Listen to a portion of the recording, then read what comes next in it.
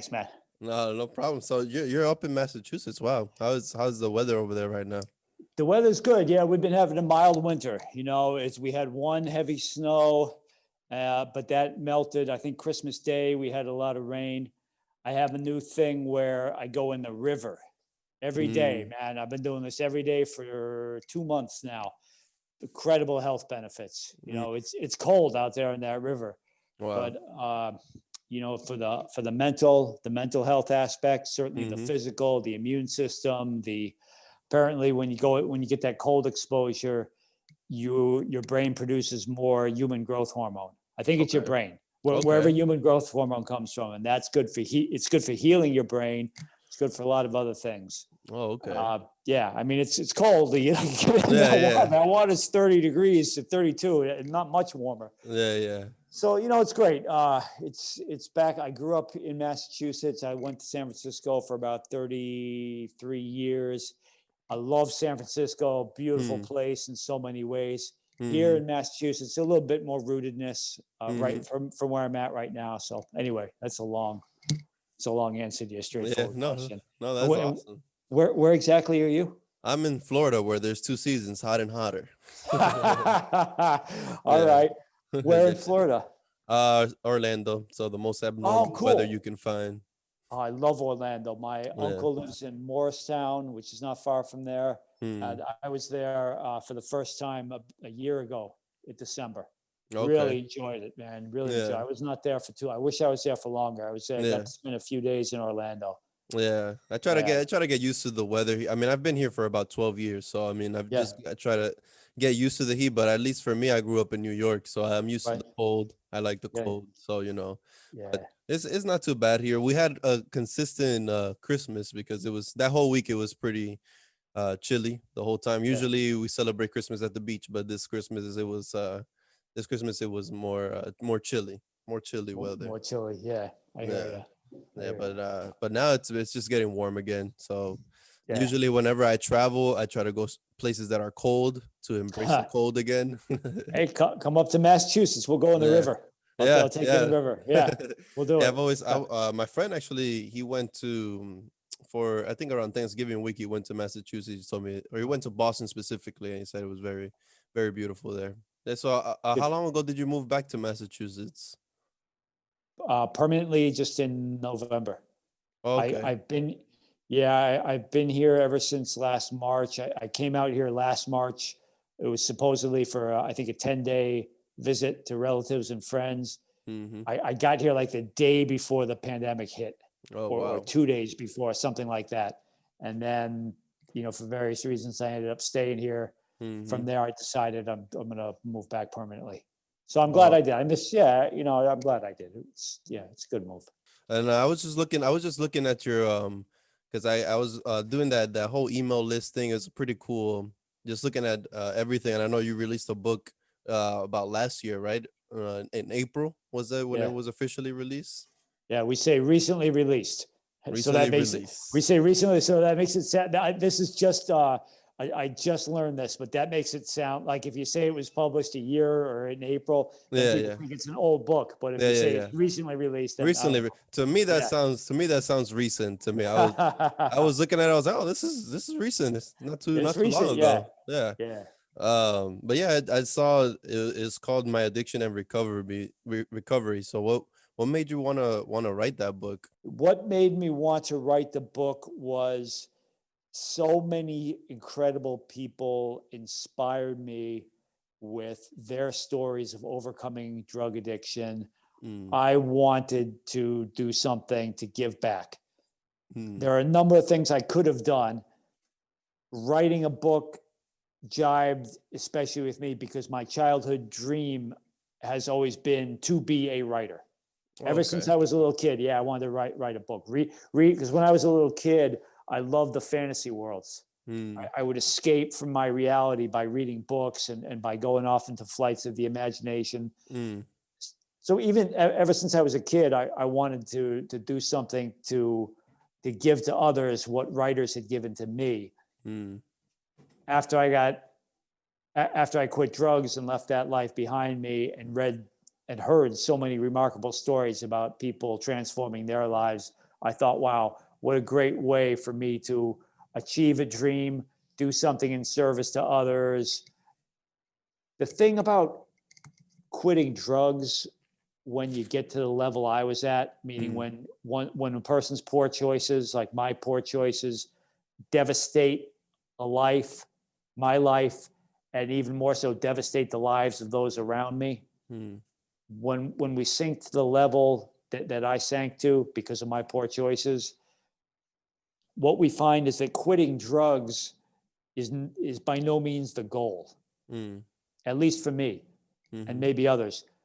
Quitting drugs is a necessary step.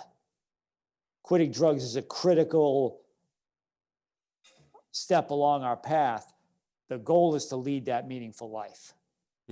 How are we going to bring meaning to our lives? For many of us, certainly for me, the answer is in spirituality, and the manifestation of spirituality is in service to others. These are some of the reasons I wrote a book. Yeah, wow, that's awesome, man. Yeah, and I honestly, I mean, I never got to think about it that much because I mean, everyone will say right off the bat, you know, like, oh, I want to quit, or you know, I want to quit doing this, but then you know, they don't think about the aftermath. So it's interesting to see what's the actual attainable goal, and it's not just to quit it, but the reason why you're quitting, and then the whole purpose behind that. Yeah, what led to you wanting to, you know, well, I know you have a very long story, so I want to hear all about it. I really want to know your journey, how you got there, what led you to want to, you know, quit and everything. I want to know all about that. What led me to wanting to quit was God. Amen. God and my spiritual beliefs. At the time, I didn't know that. When I quit drugs in 2007, all I knew really was that my choices had boiled down to only a mere few. In October 2007, I could have gotten locked up. I could have gotten covered up, like 6 feet of earth covered up, you know, or I could have gotten sobered up. That was really it for me, because I had taken society gave me a lot of opportunities, because unfair opportunities, because let's face it, the color of my skin, I'm a white guy. And on top of that, I came from a socio-economically privileged background. So I got all these unfair advantages. Yep. I got these things handed to me by society. These things were a college education, a professional career with a very good company, a home. I owned a home in San Francisco. So I would work. I would put forth effort. The effort I put forth was not because of these unfair advantages. I got things in excess of what people who work just as hard as I ever worked, yet who have darker skin colors, or who are not as socioeconomically privileged as I was. So there were all these unfair advantages that contributed to it. And eventually I discovered that although I was able to get things like the home, like the professional career, the BMW motorcycle, these things were not of a lasting value. They didn't mean that much to me. I thought they did, but deep down inside, I was always the person who failed to pursue his dream of writing a book. Deep down inside, I was always the privileged white guy who never used the advantages society gave me in service to society.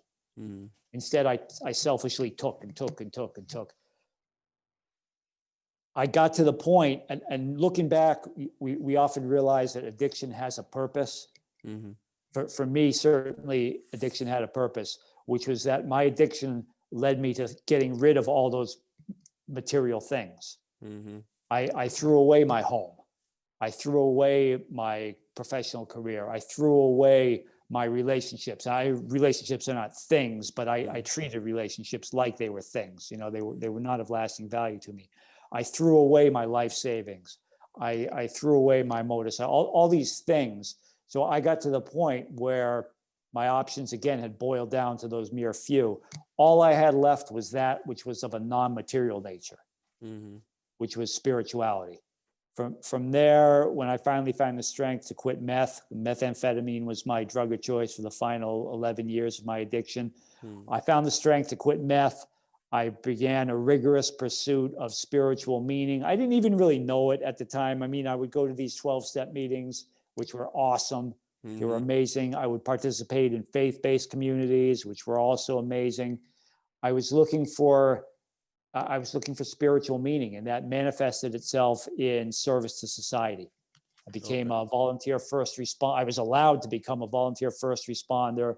I was allowed to contribute to my society. And there's a lot more to the story, but Mm-hmm. basically, when we struggle with addictions, when we struggle with self-sabotage, when we struggle with poor choices that lead to us hurting ourselves and others, oftentimes it's because we lack spiritual meaning in our lives. And spirituality can mean many different things to many different people. Mm-hmm. The good news of addiction is that it often pushes us along that path of spirituality, or that path of gratitude, or that path of service, which we otherwise would have never undertaken had we not struggled with addiction in the first place. Wow. Yeah. Yeah, and I know you was like that was like you started volunteering. Was that after or was that before you ended up because I know you mentioned in your story that you ended up in jail at one point, right? Yeah, I ended up a couple times, short stretches. I was in jail for like, I don't know, 2 months, something like Mm-hmm. that, 60 days. Then I got one of my low points, a devastating low point. I had broken into my relative's home Mm-hmm. to steal. I did steal for a drug. I stole a valuable, and I pawned the valuable and used it to buy meth.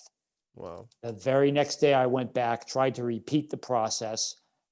I got arrested, refused to cooperate with the police, believing that I was an undercover FBI operative. Wow. Because what had happened was, Mm-hmm. for years I'd been in what's called methamphetamine psychosis, Okay. which is where I heard these disembodied voices. I believed I had inadvertently befriended a 9/11 hijacker. Mm-hmm. For that reason, the FBI had architected this vast conspiracy against me, or had recruited me to be a top secret undercover FBI counterterrorism operative. I had all these FBI, Mm-hmm. a lot of beliefs about the FBI. Mm-hmm. When the police arrested me after I broke into my relative's home, since I refused to cooperate and I was talking about, FBI or whatever I was talking about, they stripped me naked, put me in a padded cell for, I think, a 24-hour observation. Then I went to the psych ward. I was incarcerated in the psych ward. Mm-hmm. So, the point is, one point is, you can see that the depths to which my poor choices took me and everyone around me. Because here's some privileged white guy with every means of being of service to society, had I chosen to employ those means. But Mm-hmm. instead, what am I doing? I'm selfishly sucking down methamphetamine and shoplifting food and carrying I used to carry a 357 pistol everywhere I went because I was afraid people were coming to get me. But it was all due to my own selfishness and my own poor choices. So today I'm fortunate. I'm not only am I very grateful to law enforcement, Mm-hmm. even those cops who stripped me naked and put me in a padded cell. I'm grateful to them because they were looking after my safety. I mean, if I'd gone into general population in jail talking about undercover FBI, that would Yeah. not have been safe, Mm-hmm. Yeah. safe for Yeah. everyone. And more importantly, or as importantly, I've been taught how to see my part in all of it.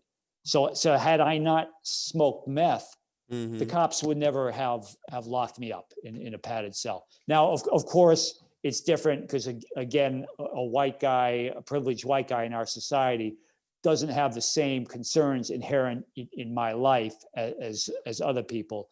For me personally, had I never smoked meth, I never would have had problems with law enforcement, right? Yep. So I learned that when I point the finger, three fingers point right back at me. Mm-hmm.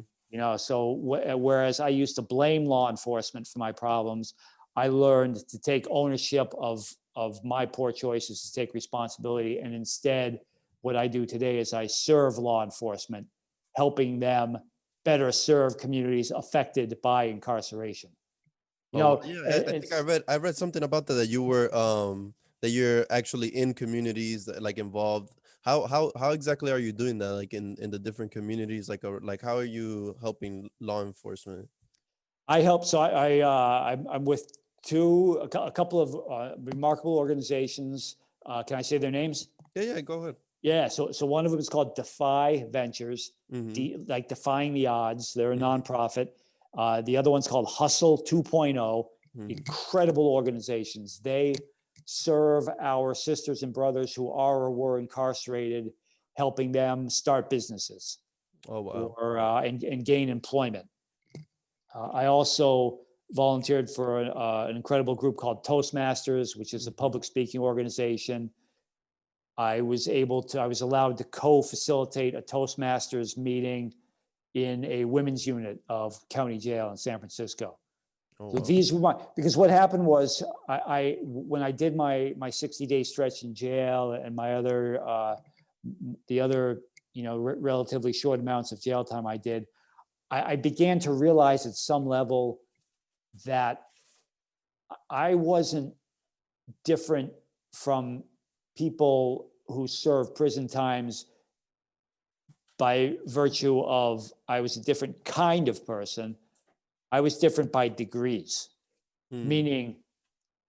meaning this. I was never a violent criminal. And I used to think the reasons I never committed violent crime were because I made better decisions. I really used Yeah. to believe that. I'm like, hey, Wow. I make better decisions. When I started meeting our sisters and brothers who are incarcerated, many of them, Mm-hmm. and certainly when I began working with them later, I realized that society, the circumstances society placed upon me versus placed upon them, that's why I never committed violent crimes because I quote unquote never had to. Mm-hmm. Whereas when I was a kid, I was walking out of a beautiful home in the idyllic woods of small town Massachusetts, and Mm-hmm. I was walking down a country blacktop lane to a swimming hole on summer afternoons. That was my childhood. Whereas so many of our sisters and brothers who I met incarcerated, they were walking out of their homes to far different circumstances. Mm-hmm. I met people who would open their front doors when they were kids to find neighbors bleeding to death from stab wounds, Mm-hmm. right? Or walking out of their front doors to the street corner where they would be surrounded by street gangs and Mm-hmm. given the option to either join the gang or get stomped. That was their childhood. Now, none of this condones the actions of people who, like me, hurt others Mm-hmm. through the crimes we committed or through our poor decisions.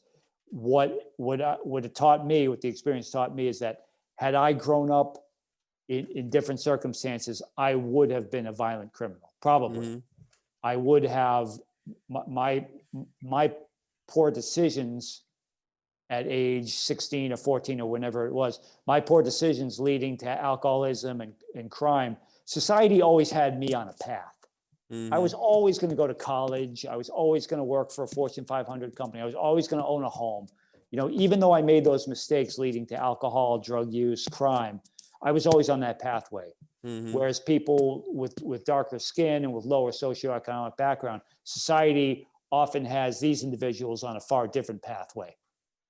And as hard as I had to work to get off my pathway into jail, others have to work just as hard, if not harder, to get into places like higher education Mm-hmm. or business ownership. It's a fundamental unfairness in our society. It sounds obvious to talk about it, Yeah. yet I found it's different to live it. And Mm-hmm. I got a chance to live it thanks to so many beautiful men and women who have served time, who are serving time, who shared their stories with me, Mm-hmm. who allowed me to relate to them and communicate with them on a human to human level. I realized, how similar we are. Whereas in Mm-hmm. the past, even though I was addicted to drugs, all I could think about was how different we are. Wow. Yeah, that's really interesting. And and it's really true that it's not until you involve yourself in those communities and actively participate that you don't really see how really like there's different people who are working just as hard if not harder just to try to get on the same level that you are. And it's really interesting to hear that, because these organizations that you talk about, I've never heard about them, but just to hear the impact of it, it's really, it's really amazing to hear that. And how did you hear about these organizations? At some point, the hardest thing about coming back from drug addiction is the stigma. Mm, The hardest thing about overcoming incarceration is the stigma, I believe, or one of the mm-hmm, hardest. And this is what I found. The other things, employment, uh, uh, having a home, putting a roof over, these things are critically important. Yet if we can overcome the stigma, that I think opens up a lot of paths to these other things, to things like employment or being able to get a roof over one's head. My challenge in overcoming stigma was to really tell my story outside of the 12-step meetings. okay. So I would go to 12-step meetings, which were wonderful. They helped me so much. I would tell my story. What I did from there was I understood how much fear was part of my life. Fear of any number of things. One of Mm-hmm, them was public speaking. I was terrified of public speaking, as a lot of people are. mm-hmm, And really, it was a fear of communication. I was afraid to be vulnerable. I was afraid to interact with people on a human to human level. mm-hmm, I joined Toastmasters, which we mentioned earlier. That's a public speaking organization. mm-hmm, In Toastmasters, I began to share my story about overcoming addiction and incarceration. Somebody in Toastmasters heard me share my story. Her name's Stephanie Chow, a mm-hmm, wonderful woman. Stephanie put me in touch with people who put me in touch with the 5 ventures. mm, okay. So it's a pathway. When we do things like overcome our fears, especially in this day and age with the Mm-hmm, pandemic, as we're recording this, the pandemic's at, yep. very, very legitimate reasons for people to be afraid. Very legitimate reasons for us to entertain our most terrible fears and beliefs about the negative things the future may hold. Yet, there's no better time than times of adversity to really strengthen ourselves. Mm-hmm, When we can address, there's a quote by Joseph Campbell, the writer. And Joseph Campbell writes that in the cave you fear to enter lies the treasure you seek. mm-hmm, So the pandemic, despite all the negative things about the pandemic, the fear that is part of the pandemic and some of our other circumstances, the fear gives us the opportunity to face and to overcome our fears, which can lead us to some beautiful places. mm-hmm, In my case, overcoming my fear of communication led to me telling my story, led to me becoming a part of the 5 ventures and other organizations. mm-hmm, And that led to me finding that meaning in life, that spirituality, which, like we were saying before, that's the real purpose of quitting drugs. mm-hmm. So And face your fears, overcome your fears. Yeah. yeah, exactly. And that's something that I've been mentioning for a while too, is that during this pandemic, at first it seemed like it was only going to be for a few weeks maybe, and then it ended up lasting the whole year. And eventually I myself just got to the point where I stayed at home, I did what I had to do, and I would think like, okay, I'm limited, I gotta wait until everything opens up again so that I can go out and do whatever I seek to do, whatever goals, whatever I want to do. And then I ended up limiting myself, and I realized I have this powerful tool here that is our mobile devices, or this online world where we can connect with so many people. And I, for myself, I'm also a person of faith, and I would think, oh, I have to, I want to go out and actually visit different churches, I want to go out and speak at different places, but most of these places are closed. So that was just me giving myself an excuse to not want to put myself out there. And then I realized and saw, I felt like throughout the whole year it was just a big sign of saying it's right here, and that's when I just started recording and going all into it, and just using the online, social media platforms to engage with other people, and knowing that we have such a powerful resource that we can use to our advantage. And it's just about knowing that that the fear is there, and it's okay to be afraid. Just take the steps necessary to overcome that fear. That's why I think it's so interesting to hear your story. And I just want to just know about that. What did it take for you to overcome some of the fears that you had? God, Mm, yeah. God, really, I quit meth. I was deep in this methamphetamine psychosis, crushing, crippling paranoia Mm, about the FBI, people coming to kidnap and torture me to death, being Mm. framed for terrible crime. I believe the FBI was trying to pin 9/11 on me, you Wow. know, and meth psychosis or not, my beliefs are as real to me as this conversation we're having right now. Mm. You know, I wasn't walking around imagining some FBI conspiracy trying to pin 9/11 on me. It Mm. was my life. It was as true. It was more true to me, Christopher, than this talk we're having right now. I mean, Mm. I deeply, with all my heart, believe. And the thing is, this lasted years after Mm. I quit meth. You Wow. know, I continued to hear, I continued to have what people would term symptoms of schizophrenia Mm-hmm. or psychosis years after I quit meth. I would continue to entertain beliefs about government conspiracies against me. Wow. I wrote about much of it in my book. Mm-hmm. And this is what I would do for years. I would get up before dawn. I would have my French press with my coffee by my side and my laptop in front of me and my armchair. And I would turn to God. Mm-hmm. I would say, you know, I wanted to get my story out there. I didn't know, you know, I was terrified that, I was terrified of a lot of things, that the FBI would wanted to silence me because I was taught in real life, in reality, I did know a guy who resembled physically one of these 9/11 hijackers. Mm-hmm. Right. I had gone to I had gone to Bangkok, Thailand back in 2000. I had been doing a lot of kickboxing. I became friends and roommates with a guy who he did look like one of the hijackers. I mean, I mean, technically he might have been. Mm-hmm. Even if he was, that doesn't mean the Yeah. FBI was circling me in invisible stealth bombers, you Yeah. know? So to get back to the book, so as I'm writing my book, morning after morning, pre-dawn after pre-dawn, with that French press coffee by my side, I'm writing the story of this guy who I truly believed many times had been a 9/11 hijacker or Mm. had been an undercover counterterrorism operative infiltrating the. And if this story at all interests you, read the book, because Yeah. you know Yeah. I Yeah. go in depth about these theories I had. Mm-hmm. The point is, you know, they were more than theories to me. They were beliefs. And they, as I'm writing, I felt like the guy who, you know, there was I forget his name. He wrote a great series of articles about the. Um, there were people who I'm trying to come up with a good comparison, but it's kind of escaping me right now. Mm-hmm. The the point is, my thoughts would wander to these deeply paranoid beliefs that as I was writing my book, I was saying too much, or I knew too much, and they were going to come and get me. They being this Wow. shadowy faction of the government. Anyway, Mm-hmm. when those deep fears assailed me, there was no human power that really could help me, Mm-hmm. because, you know, number one, it was so hard for me to go around talking about 9/11 conspiracy theories for Mm-hmm. many reasons. You know, I wanted to be respectful to the families of the victims and to the victims of 9/11.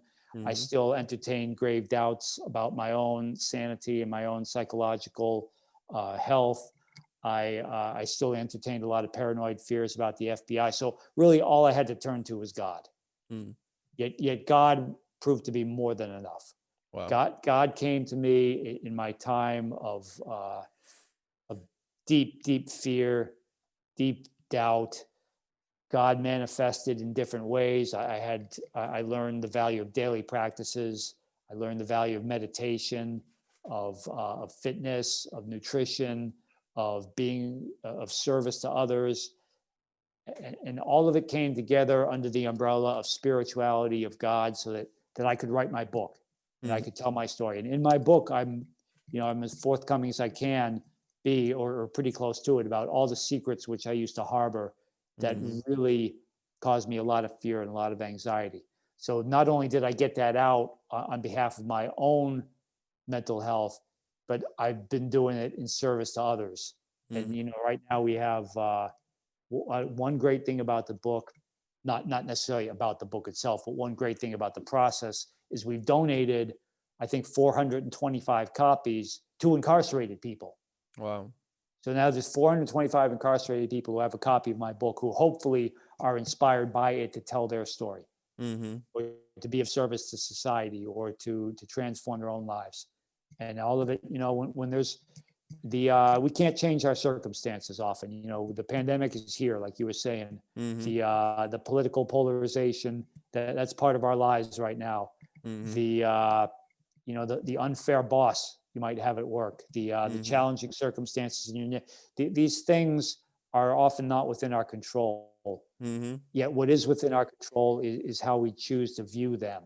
And Mm-hmm. I chose to view them as obstacles that I could overcome, not necessarily the boss or the Yeah. neighborhood, but I chose to view my deep mental, my very severe mental health challenges, my paranoia, my 9/11 targeting me conspiracy fears. I chose to view all those as obstacles I could surmount with the help of God, Mm-hmm. with the help of spiritual beliefs. And I could do that and in some way inspire others to adopt or deepen spiritual beliefs so that they could overcome their obstacles.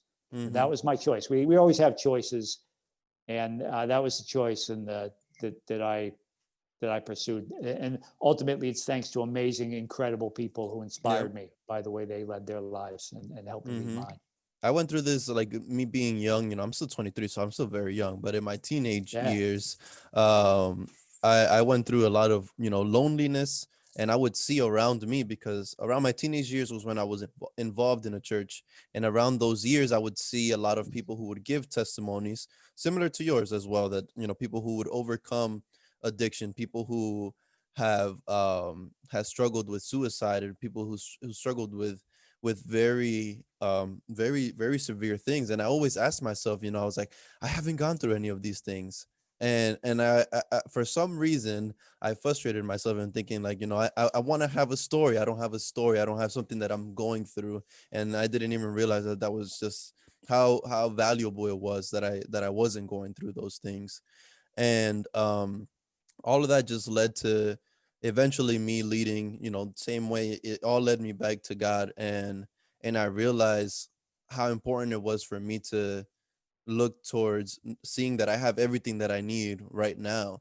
And once I had that revelation, I spent years just on my own, just learning how to depend on God and grow myself and continue to study, um, and learning how to improve myself mentally, because I had a lot of mental issues, and I had spent years just trying to improve. I read a lot of different books, just how to, you know, grow myself. And then eventually that just led to leadership, and that's when I started studying a lot of leadership.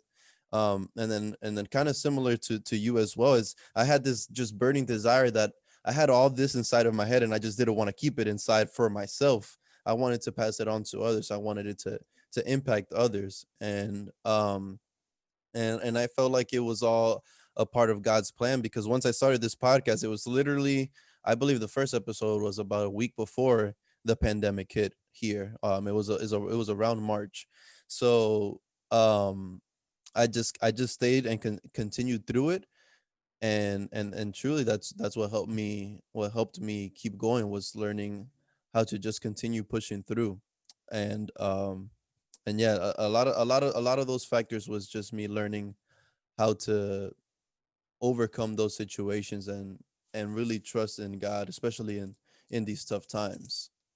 That's beautiful, man. And in these tough times, there are more ways than ever to find our path to God. And I believe that as many people who seek God, there are that many forms of God. Hmm. There's we can go on. I started listening to this guy, Joel Osteen. You heard of him? Yeah. Hmm. Yeah, great. I really love his messages. Really love his messages. And then I've read a lot from by the Dalai Lama, Hmm. and I read Gandhi's book, one of his books. I think he wrote more than one. Hmm. Um, I just read a couple of books by Martin Luther King, and there's so many paths to God. I believe faith-based is amazing. I'm a member of a faith-based community myself. Hmm. Yet I don't. I was taught that if God exists, which I believe God does, that God lives inside each and every one of us. Hmm.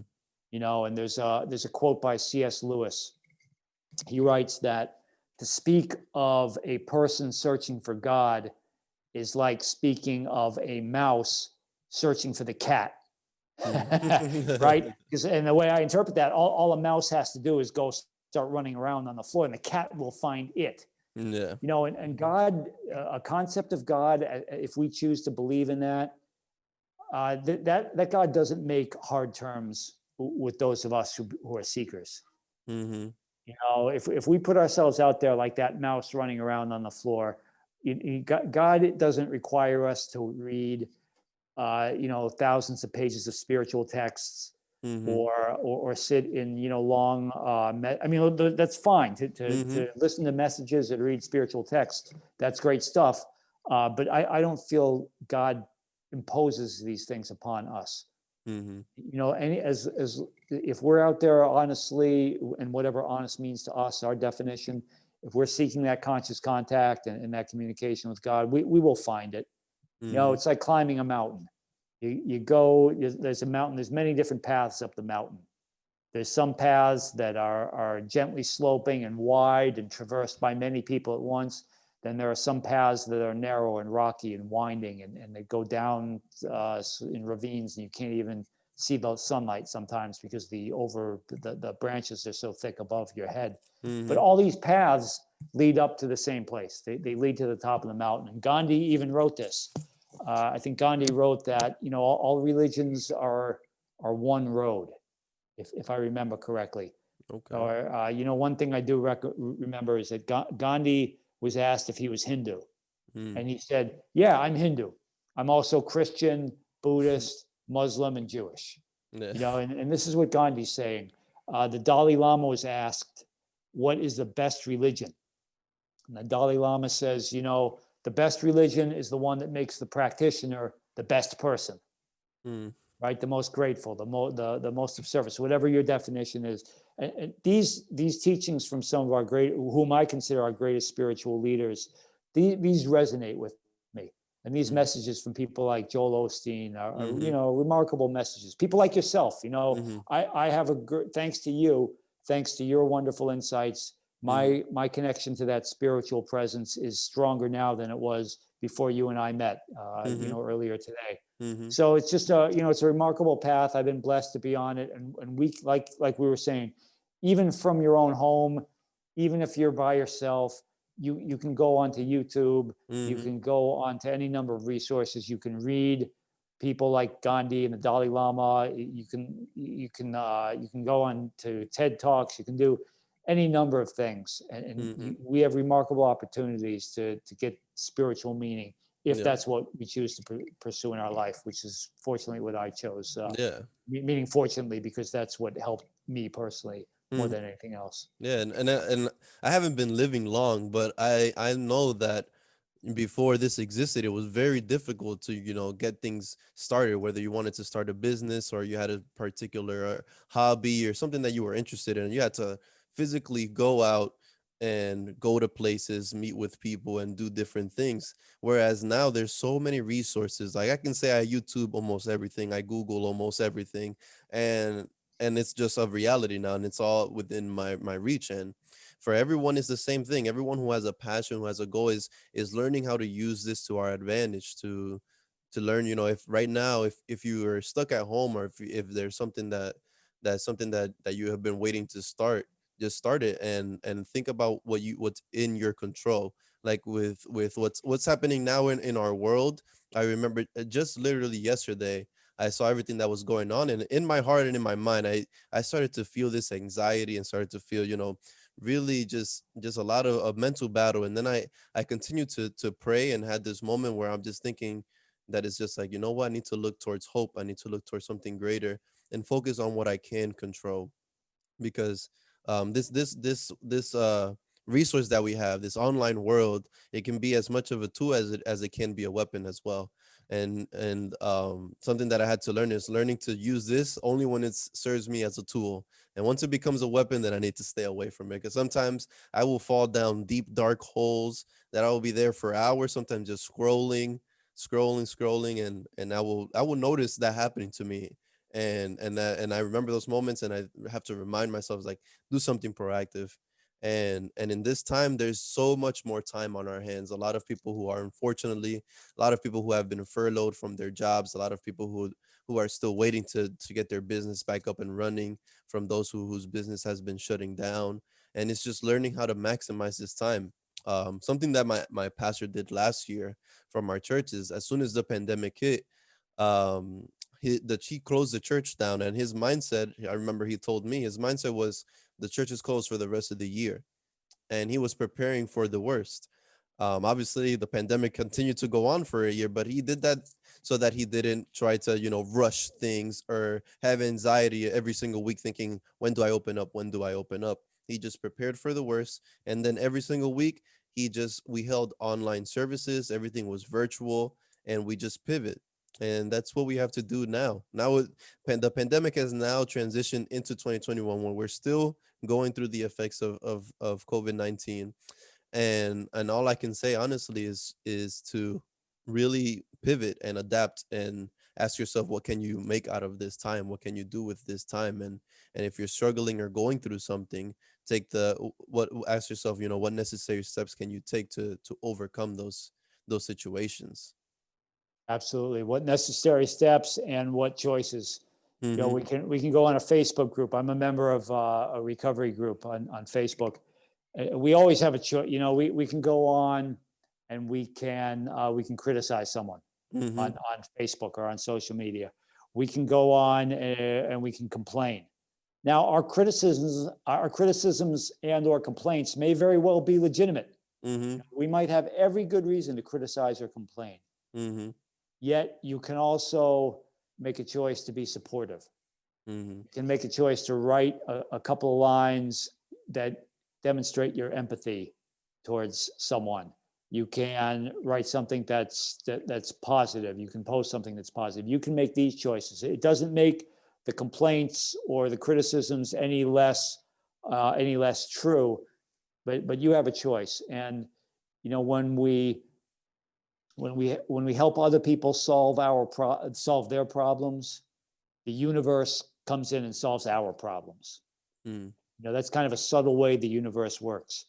And one great way to help others solve their problems is really by supporting them, is by encouraging them. If people do or say something that doesn't sit right with us, okay, that's fine. But let's put that aside and let's focus on what people are saying or doing that we can support and Mm-hmm. that you can empathize with. And when you put forth kindness and when you put forth compassion, then you get that back from the universe far in excess of what you put forth. Mm-hmm. It might not happen in 5 minutes from now. It might not happen tomorrow, but it will happen. And my own life is living proof of that. Mm-hmm. I've had so many opportunities from so many wonderful people to contribute to the lives of others. And the universe, in return, has blessed me with overcoming some of the most devastating challenges, the Mm-hmm. mental health challenges, the suicidal depression, the devastating drug addiction. Other people have suffered as much as me, if not far worse. Mm-hmm. I fortunately, by the grace of God and because of second chances that amazing people have put forth to me, I've been able to overcome some of the toughest obstacles that, I mean, for me, they were obstacles that seemed insurmountable. I used to fantasize about taking my 357 and putting it in my mouth and yanking the trigger. That was a fantasy. That was like a person might fantasize about going to Hawaii for a vacation. Mm-hmm. My fantasy was putting a bullet in my head. Wow. That was how much that was where I was at. And when I was taught a path of being of service to others, the universe removed those fantasies from me. Yep. And Uh, actually, speaking of which, it's funny that you mentioned that, because literally today I have the Bible app downloaded on my phone, and the verse of today was actually, I just happened to stumble upon it. It's a proverb, and it says, "One person is generous and yet grows more wealthy, but another withholds more than he should and comes to poverty." And exactly what you're saying really resonates with me, because I realize that sometimes when we keep things within us, or we like hold back from giving, we think that we're actually saving or we're getting better, but in the truth is that the opposite is happening.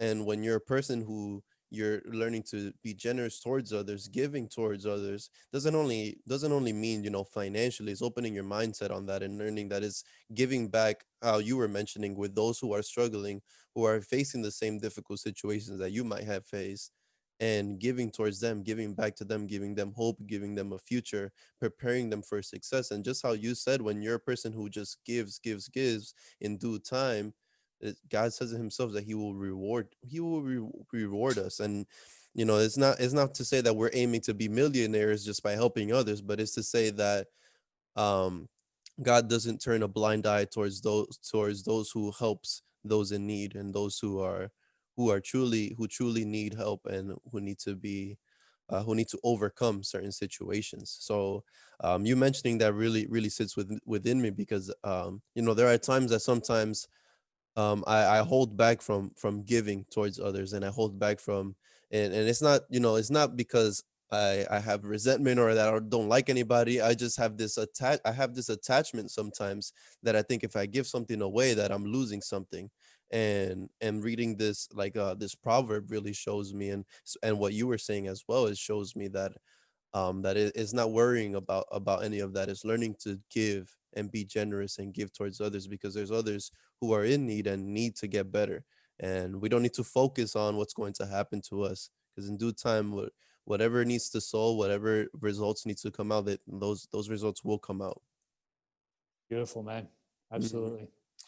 I wanted to also ask you, like, what was the most difficult part of like rebuilding your life?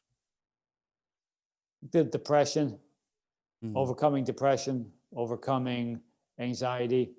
It seems so, it seems that we ought to be able to control our thoughts. It seemed to me that I should be able to control my thoughts, yet when I couldn't, when my thoughts kept straying to, it's like having a broken arm. Mm. And, we can't make the pain of that broken arm go away by thinking about it. And by the same token, I learned that we can't make the pain of depression go away by thinking about it, although it seems like we should be able to. Mhm. I struggled with such crushing depression for many, even until, pretty recent. I think in 2020, I overcame, I think the real bulk of what was left of my depression in just in towards the tail end of 2020. The depression was the most challenging. The feelings that I was somehow letting down people, because it could be this could be a very long conversation, but Mhm. I had these beliefs about the 9/11 hijacker who I thought I knew, and I believed that I had been entrusted with a story that I needed to get out there, but I couldn't get that story out there because of my fears. So I guess a better answer might be the fear I had of telling my story, the fear I Mm. had of being honest about my mental health challenges, the fears and the depression. It's all, the battle's always inside. Mhm. The true battle is always in here. It's in our heart. The challenges outside of ourselves, those are challenging, but the true fight is within. When we can win the internal struggle, and we can triumph over the internal, uh, that to me is the true triumph. So those are the hardest struggles that I faced. Wow. Um, but yeah, Ed, I want to thank you so much for giving this time to chat, to talk with me. Um, I wish you the best. Is there anything else you have been working on recently that you would like to share? If you can, check out my article in the Washington Post. I think was it last week, December 22nd, about this remarkable man named Chucky who lives in Seabrook, New Hampshire. A sad story. He lost two sons to addiction, and now he runs a nonprofit to help other families from going through what he went through. Wow. Just look up Ed Kressy, Washington Post, and I Perfect. think this is an article you will really, really like. Awesome. Thank you so much, Ed. Thank you so much for joining me, giving this time. And I hope and I'm praying for you for the best. Continue to grow, continue to get better, man. Here if you need anything. Thank you. Same to you. Right back at you, my brother. Thank you, Ed. You have a good night. You too.